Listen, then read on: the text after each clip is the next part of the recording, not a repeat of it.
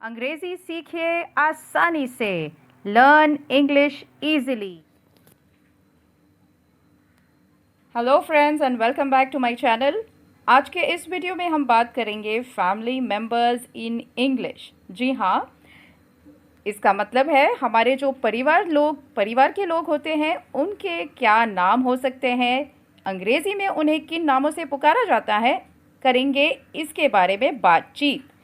और इस वीडियो की शुरुआत करने से पहले आपको एक बात बता दूं दोस्तों, इस वीडियो की एंड में मैंने एक पैराग्राफ छोड़ा हुआ है ताकि आप इन सभी शब्दों का इस्तेमाल किस तरीके से किया जाता है ये समझ सके, ये जान सके। So do go through that paragraph and read it carefully. आपको इससे पता चलेगा कि कैसे in day to day words को हम डे टू डे लाइफ में यूज़ कर सकते हैं। और दैट्स नॉट ऑल, उसके बाद रखा है एक छोटा सा क्विज जो आप अपने आप को टेस्ट करने के लिए कर सकते हैं। और क्विज के आंसर्स आप कमेंट सेक्शन में जाकर ज़रूर लिखिएगा। I'll be waiting for your answers, replies and I'll reply back to you। तो चलिए आज का ये वीडियो स्टार्ट करते हैं बस अभी।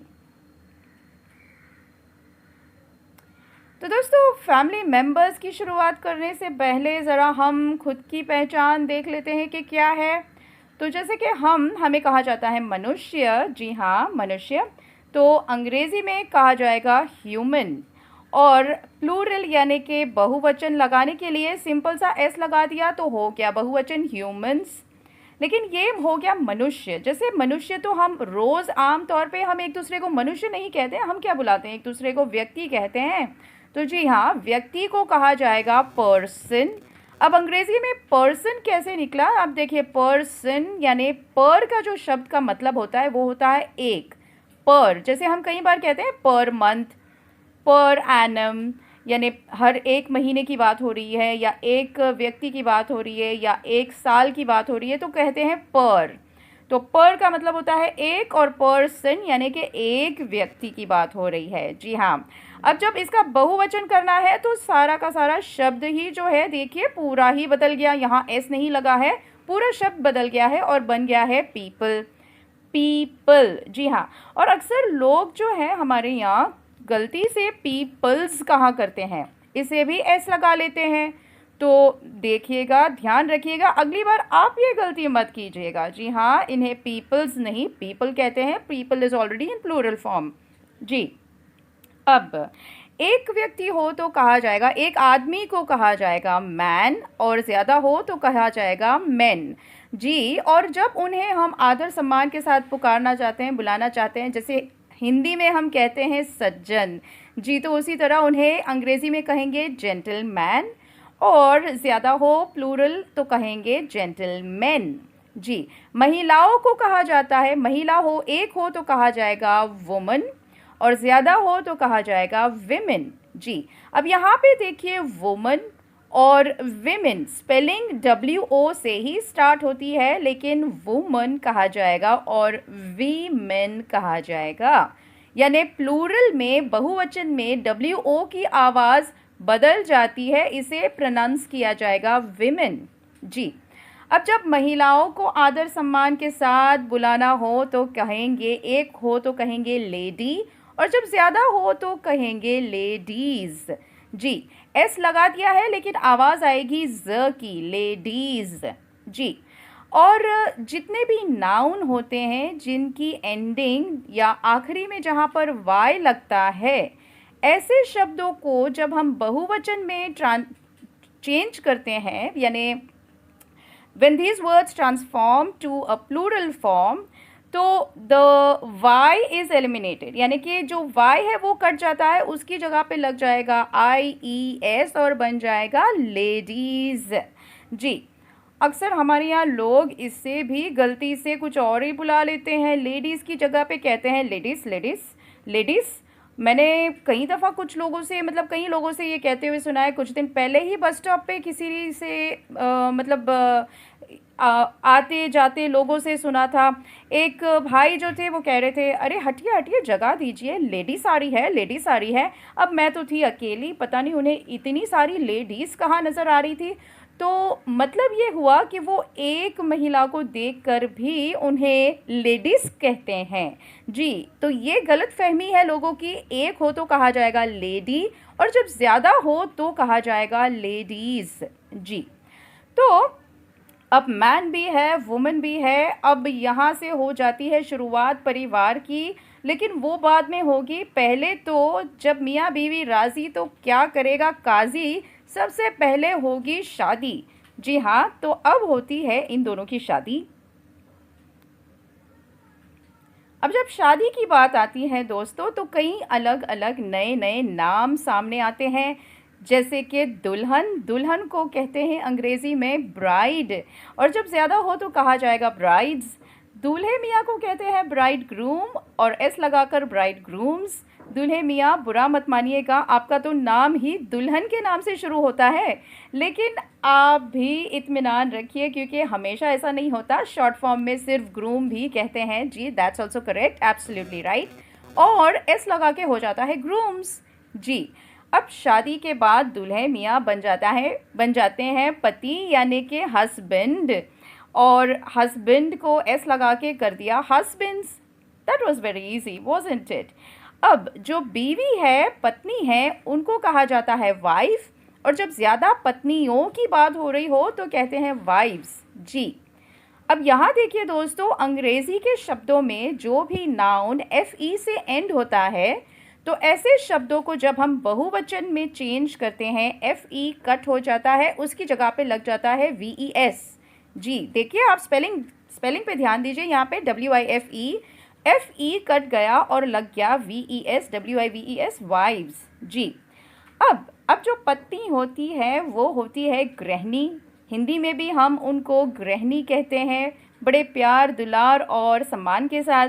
तो इसी तरह अंग्रेज़ी में उन्हें कहा जाता है हाउस वाइफ और जब ज़्यादा हो तो हाउस वाइफ्स। जी, आजकल थोड़ा जैसे मॉडर्न ज़माना हो गया है तो सुनने में ऐसा लगता है कि हाउस वाइफ बड़ा ही पुराना सा, सिंपल सा, आउटडेटेड सा नाम है। इसकी जगह पे कुछ नया नाम दे दिया जाए तो कहा जाता है होम मेकर, यानी घर बनाने वाला या बनाने वाली। जी हाँ, मैंने इसलिए कहा बनाने वाला या बनाने वाली क्योंकि अक्सर लोगों को जो गलतफहमी होती है कि हाउसवाइफ के बदले में इस्तेमाल किया जाता है होम मेकर। जी जी, इसी की बात कर रही हूँ, ये गलतफहमी है। ऐसा नहीं है दोस्तों, होम मेकर यानी घर बनाने वाली या घर बनाने वाला। जी, this is a gender neutral term. इसका मतलब ये है कि ये शब्द दोनों के लिए, चाहे महिला हो या पुरुष, दोनों के लिए इस्तेमाल किया जाता है और जब उनको बहुवचन में हम बात करते हैं तो कहते हैं होम मेकर्स। जी, तो जो कोई भी घर की जिम्मेदारी अपने सर ले, जिम्मेदारी उठाता हो और घर मैनेज कर रहा हो, वो बन जाता है home maker. It can be a man और the woman. Okay, is it clear? अब इन दोनों को यानी पति पत्नी को, दोनों को कहा जाता है स्पाउस, यानी पति पत्नी का ये साझा शब्द है। अंग्रेज़ी में एक ही शब्द दिया गया है स्पाउस। ऐसा कोई शब्द मेरे ख्याल से हिंदी में नहीं होता है। जब हम दोनों की बात करते हैं तो दोनों के नाम लिए जाते हैं, हम कहते हैं पति पत्नी। जी, या फिर हाँ, ये भी कहते हैं कि दंपत्ति। जी, उसी तरह से अंग्रेज़ी में कहते हैं स्पाउस। तो एस लगाकर हो जाता है स्पाउसेस और अंग्रेज़ी में स्पाउस का बेसिक मतलब होता है शादीशुदा पार्टनर। जी, अब ये हो गई फैमिली की शुरुआत, एक हो गई फैमिली, ज़्यादा हो तो फैमिलीज़। चलिए अब आगे बढ़ते हैं और शादी के बाद मियाँ बीवी अपनी फैमिली जब शुरू करते हैं तो क्या होता है देखते हैं। अब ये तो आप सबको पता ही है कि जब मियाँ बीवी शादी कर लेते हैं उसके बाद स्टोरी में आ जाते हैं बच्चे। जी हाँ, छोटे छोटे प्यारे प्यारे से बच्चे और उनके आने से बन जाते हैं वो मम्मी डैडी यानी पेरेंट्स। जी, एक की बात हो तो पेरेंट और जब ज़्यादा की बात कर रहे हो तो पेरेंट्स। अब जो बच्चे हैं, जब एक बच्चा हो तो एक बच्चे को कहा जाता है चाइल्ड और जब ज़्यादा बच्चों की बात हो रही है तो कहा जाएगा चिल्ड्रन। चिल्ड्रन। जी, नोट कीजिए इस बात को, इसका प्रोनाउंसिएशन कैसे होगा ध्यान दीजिएगा। चिल्ड्रन, डी की आवाज़ बिल्कुल ही कम हो जाती है और ना के बराबर हो जाती है और इसे कहेंगे हम चिल्ड्रन। अब ये शब्द को लेकर भी कई सारे लोगों को गलतफहमी है। कई सारे लोग इसके आगे एस लगाकर कहते हैं चिल्ड्रंस। जी, अक्सर ऐसे लोग इसी तरह से बात करते हैं। मेरे जैसे वो मेरे पूना वाले जो फूफा जी हैं, जब भी बात होती है फ़ोन पे उनसे या मैसेज करते हैं या कुछ भी, तो हमेशा पूछते हैं हाउ आर यू चिल्ड्रंस। अब क्या करें, बड़ी उम्र के हैं, उनसे कुछ डायरेक्टली बोल तो सकते नहीं। तो दोस्तों आप एक काम कीजिएगा, मुंबई पूना वाले लोग, मेरे फ्रेंड्स, मेरे व्यूअर्स, ये वीडियो ज़रूर फॉरवर्ड कीजिए, अपने ज़्यादा से ज़्यादा दोस्तों को फॉरवर्ड कीजिए, ताकि कहीं ना कहीं से कैसे भी इनडायरेक्टली ही सही पप्पा जी को ये मैसेज तो मिल जाए कि चिल्ड्रन इज़ ऑलरेडी प्लूरल, इससे एस नहीं लगाना पड़ता भाई। अब मैं तो नहीं कह सकती, प्लीज़ मेरे हिसाब से आप ही कह लो। तो ये हो गया चाइल्ड का चिल्ड्रन। उसी तरह लाड़ दुलार से हम बच्चे को किड भी कहते हैं, एस लगाकर हो जाते हैं किड्स। अब जो ये बच्चे हैं, बेटी या बेटे, तो बेटी है तो कहा जाएगा डॉटर और डॉटर्स, बेटे हैं तो कहेंगे सन, सन्स। जी, अब जो ये बच्चे हैं आपस में बन जाते हैं भाई बहन। ये तो आप सबको पता ही है, भाई को कहते हैं ब्रदर, एस लगाकर हो गया ब्रदर्स। सिस्टर कहा जाएगा बहन के लिए, एस लगा दिया हो गया सिस्टर्स। जी, अब इसके आगे ये जो भाई बहन है आपस में ये एक दूसरे के लिए बन जाते हैं सिबलिंग। सिबलिंग यानी भाई या बहन। जैसे कि अगर मैं कहूँ कि आई हैव 3 सिबलिंग्स, यानी कि मेरे 3 भाई बहन हैं। जी, तो ये एक साझा शब्द है भाई बहन के लिए, जो हिंदी में नहीं होता है। हिंदी में हमें अगर दोनों को एक साथ बुलाना हो तो हम कोई एक शब्द का इस्तेमाल नहीं कर सकते, हमें यही कहना पड़ता है कि मैं अपने भाई बहनों को ढूंढ रही हूँ या भाई बहन को बुला रही हूँ, इसी तरह बोलना पड़ता है। ये नहीं कह सकते, कोई एक शब्द नहीं है उसके लिए। अंग्रेज़ी में ऐसा है जी, एक शब्द है सिबलिंग, सिंगुलर के लिए सिबलिंग, और जब ज़्यादा हो प्लूरल हो तो कहेंगे सिबलिंग्स। जी, अब जो इन बच्चों की माँ होती है, आपको तो पता ही है, मदर इंडिया पिक्चर बड़ी पुरानी सी थी, तब से ही हम अंग्रेज़ी सीख चुके हैं दोस्तों। तो मदर यानी कि माँ, और जब ज़्यादा हो तो मदर्स। अब माँ को प्यार से मम्मी कहते हैं, यानी प्लूरल फॉर्म में मम्मीज़ कहते हैं। मम्मी को और भी शॉर्ट फॉर्म्स कई सारे नाम होते हैं, मम, मॉम, आजकल बहुत सारे ऐसे फैंसी नामों से शॉर्टकट कहते हैं ना, बड़े शॉर्ट से। जी, मॉम, माय मम, तो ये सब तो चलता है दोस्तों। तो इस तरीके से बहुत सारे नामों से बुलाया जाता है। उसी तरह पिताश्री को कहा जाता है फादर, और ज़्यादा हो तो फादर्स, और फादर को भी अलग अलग नामों से बुलाया जाता है, जैसे कि डैडी या डैड, उसका प्लूरल हो जाएगा डैडीज़, डैड्स वगैरह वगैरह। तो ये तो आपको पता ही है, आजकल बॉलीवुड ने काफ़ी सारा कुछ हमें यूँ ही सिखा दिया है। तो चलिए आगे बढ़ते हैं।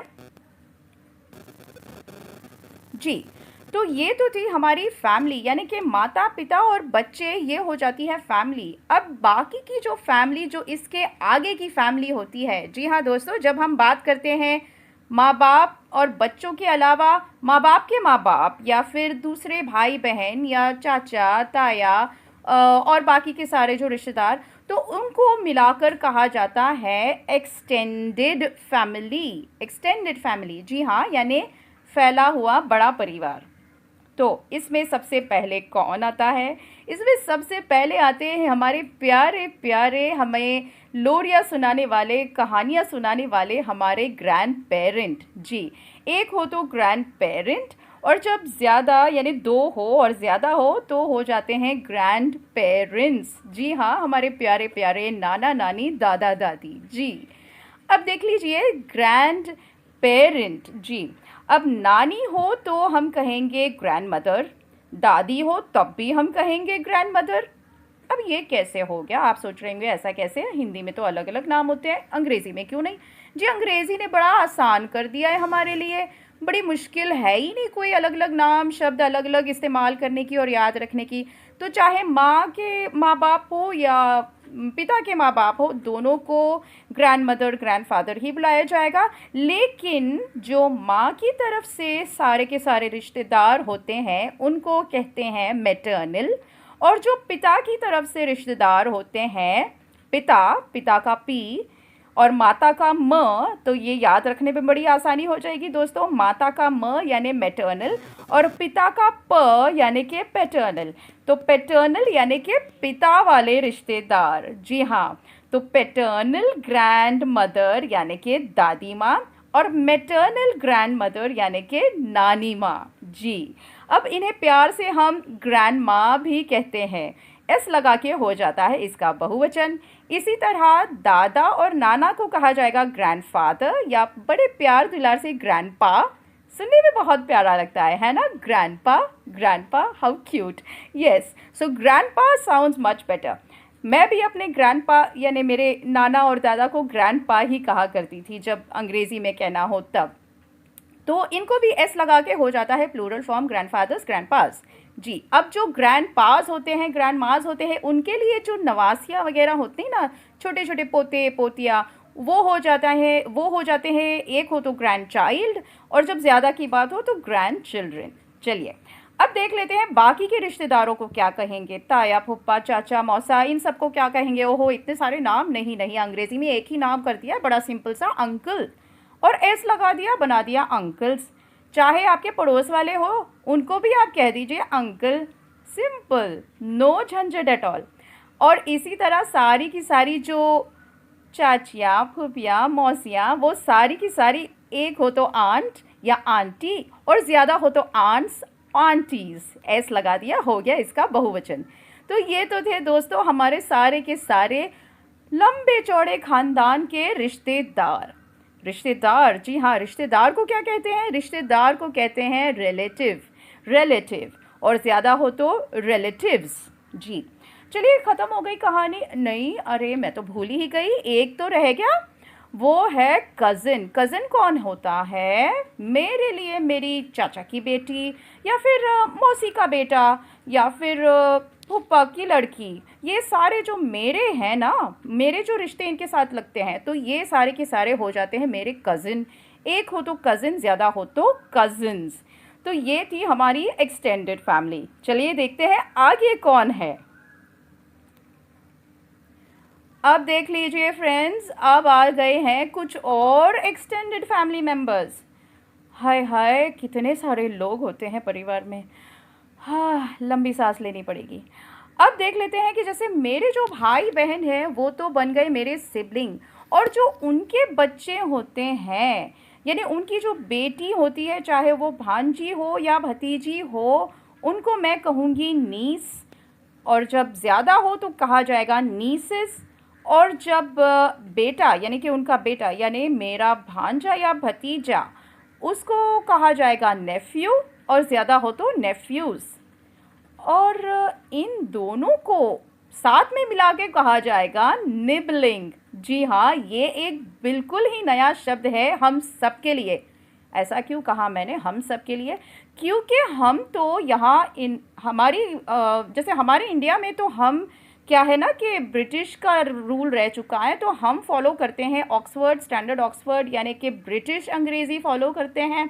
तो हमारे लिए ये शब्द बिल्कुल ही नया है, क्योंकि this is not a British English term, this is an American English term, जी। तो ये शब्द आपको शायद ब्रिटिश स्टैंडर्ड डिक्शनरीज़ में भी नहीं मिलेगा। ये बात और है कि अमेरिका में ये काफ़ी आम तौर पे इस्तेमाल किया जाता है, कैजुअली यूज़ किया जाता है। निबलिंग, निबलिंग यानी कि भांजे भतीजिया, भांजियाँ, वो सारों को मिला के इकट्ठा साझा एक शब्द होता है निबलिंग। एक हो तो निबलिंग, ज़्यादा हो तो निबलिंग्स, यानी कि मेरे भाई बहनों के बच्चे सारे के सारे, उनको कहा जाएगा निबलिंग्स, जी। और जैसे कि मैंने बताया, ये एक ब्रांड न्यू शब्द है हम सब के लिए, हिंदुस्तानी लोगों के लिए। तो इसे अपनी डिक्शनरी में, अपनी वोकेबलरी में ज़रूर ऐड कीजिए, बातचीत में इसे इंक्लूड कीजिए और प्रैक्टिस भी कीजिए। I am sure you can impress your friends with the use of this brand new word. चलिए आगे बढ़ते हैं। अब बढ़ते हैं एक और रिश्ते की तरफ, जो है इन लॉ वाला रिश्ता। इन लॉ क्यों कहा जाता है इसे? क्या आपने कभी इसके बारे में सोचा? क्योंकि ये रिश्ता खून का रिश्ता नहीं होता है, परिवार पहले से नहीं बनता है, ये बाद में बनाया जाता है कानूनी कागजी तौर पे ये रिश्ता जोड़ा जाता है, इसलिए इसे कहा जाता है इन लॉ। और जब ज़्यादा हो तो इन लॉज। जैसे मैं अगर ये कहना चाहती हूँ कि आज मेरे ससुराल वाले आ रहे हैं मेरे घर पर मिलने के लिए, तो मैं कहूँगी my in laws are coming to visit us today, यानी कि मेरे सारे ससुराल वाले इन लॉज। चलिए, तो काफ़ी सारे रिश्तेदार हैं, तो बातचीत भी ऑब्वियसली काफ़ी सारी लंबी चौड़ी ही होनी थी इस वीडियो में। तो please bear with me for a few more minutes because this video is going to be a bit longer because we've got a long family. चलिए, तो अब इन लॉज के जितने भी रिश्तेदार या रिश्ते होते हैं उन्हें हम और कुछ नहीं, अलग अलग नाम नहीं देने हैं, सिर्फ इन लॉ लगाते जाना है। जैसे mother in law, father in law, sister in law, brother in law. और जवाई राजा, सन इन लॉ, उन्हें कैसे भूल सकते हैं हम। चलिए, तो ये सारे इन लॉ वाले रिश्ते। अब फाइनली रिश्तेदारों की लिस्ट ख़त्म हो ही गई जी। तो अब बढ़ते हैं पैराग्राफ की तरफ। दोस्तों, मैंने इन सभी शब्दों को तो मैं इस्तेमाल करके सेंटेंसेस नहीं बना पाऊंगी, लेकिन इनमें से कुछ और जो ज़्यादा इम्पॉर्टेंट या ख़ास लगे मुझे, उनका इस्तेमाल करके मैंने कुछ सेंटेंसेस फ्रेम किए हैं और बनाया है एक छोटा सा paragraph.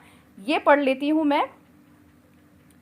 So the paragraph goes, my extended family. My husband and I love to socialize. We often host family get-togethers and invite our extended families. We both have many siblings, and it's a gala feast when all of them join us along with their spouses and kids. Not to mention, we both have nibblings that can outnumber a cricket team. One of my niece studies in Australia and my husband's nephew works in Moscow. Some of our siblings are grandparents. Would you believe that? My eldest sister, in fact, is a great-grandmother already. Recently, I received pictures of my nephew's wedding. He makes a wonderful bridegroom. Oh, adorably handsome. His bride, I hear, receives a handsome remuneration, so he plans to become the homemaker for now. Last week, unfortunately, my mother-in-law passed away. Thankfully, though, my brothers-in-law were able to fly in from Dubai just in time for the funeral. तो दोस्तों, ये था मेरा छोटा सा paragraph. I hope you liked it. इसे 2-3 बार ज़रूर पढ़िएगा ताकि आपको ये पता चले कि इन शब्दों का इस्तेमाल कैसे किया जा सकता है। और अगर आपको ये पैराग्राफ अच्छा लगा हो तो कमेंट सेक्शन में कमेंट में ज़रूर बताइएगा। इस वीडियो के बारे में आपको क्या अच्छा लगा ये भी बताइएगा। शेयर, सब्सक्राइब और कमेंट्स ज़रूर दीजिए। And don't forget my friends, please like my video. Yes, and to end, don't go away, not just yet. चलिए, अब बात करते हैं क्विज की। Quiz. So let's test your memory. Have you gone through the video well enough? तो देख लेते हैं what's the quiz. I have 3 dash. Answers हो सकते हैं child's, children's, children. My son's daughter is my dash, child, grandchild, great-granddaughter. Number 3, I have 3 sisters and 1 brother. So in all, we are dash. 6 cousins, 6 siblings, 5 nibblings, 5 siblings. G.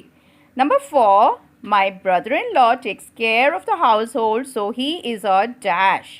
Housewife, house husband, homemaker.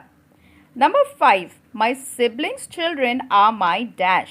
Cousins, children, nibblings, nephew. चलिए, तो इन सारे sentences को आपको complete करना है और answer आपको लिखना है कमेंट सेक्शन में जाकर। Don't forget, I will be waiting for your answers. Okay, so friends, I hope you like today's video. ऐसे ही और ज़्यादा इन्फॉर्मेटिव और इंटरेस्टिंग वीडियोस लेकर आती रहूँगी। नए वीडियोस और अपलोड्स के लिए बेल आइकन ज़रूर दबा दीजिए ताकि आपको मेरे सारे के सारे वीडियोस टाइम पे मिल जाए और आपको अच्छी और इन्फॉर्मेटिव वीडियोस देखने मिले. Alright, so that's the message for today. See you in my next video. See you in the next video.